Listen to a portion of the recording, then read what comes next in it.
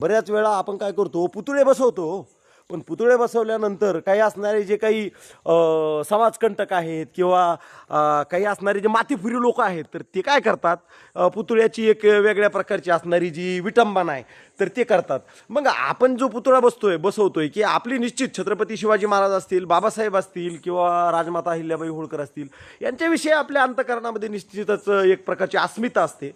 तर ती अस्मिता आपण जपण्यासाठी आपण पुतळा बसतोय, पण अशा प्रकारची असणारी सिक्युरिटी असावी.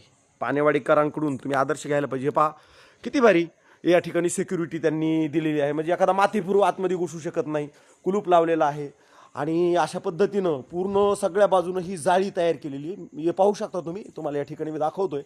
कारण हा आदर्श ज्यांनी ज्यांनी पुतळे बसवलेत ना, तर त्यांना मी या ठिकाणी सांगू शकतो. कारण पुतळ्यांची जर एखादी विटंबना झाली तर नकळत गावामधलं असणारं जे सामाजिक वातावरण आहे ते गढूळ होऊन जातं, कायदा व सुव्यवस्थेचा प्रश्न निर्माण होतो आणि मग गुन्हे दाखल होणं असे बरेच असणारे जे प्रकार आहेत तर ते वेगवेगळे घडतात.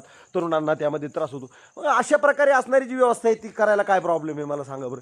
हे बघा, हे किती सुंदर अशा प्रकारे पानेवाडीकरांनी, तिथल्या तरुणांनी ही जाळी तयार केलेली आहे, म्हणजे कोणीच आतमध्ये घुसू शकत नाही. किती जबरदस्त आहे. आणि पुतळ्याला एक प्रकारचं असणारं जे संरक्षण आहे तर ते सुद्धा चांगल्या प्रकारे या ठिकाणी मिळतंय. तर हे अशा पद्धतीनं हे करायला पाहिजे, हे तुम्ही पाहू शकता. आणि हा व्हिडिओ निश्चितच महाराष्ट्रातील प्रत्येक असणाऱ्या तरुणांपर्यंत पोहोचायचा आहे, जेणेकरून प्रत्येक तरुणांनी आपले असणारे जे आदर्श आहेत, छत्रपती शिवाजी महाराज, डॉक्टर बाबासाहेब आंबेडकर, राजमाता जिजाऊ, तशीच अहिल्याबाई होळकर माता, सर्व जे आहे भाविक आहेत त्यांना माझा असणारा मानाचा जय हिंद, रामकृष्ण हरी, जय शिवराय, जय भीम, जय जिजाऊ, जय अहिल्या माता, जय अण्णाभाऊ साठे, रामकृष्ण हरी.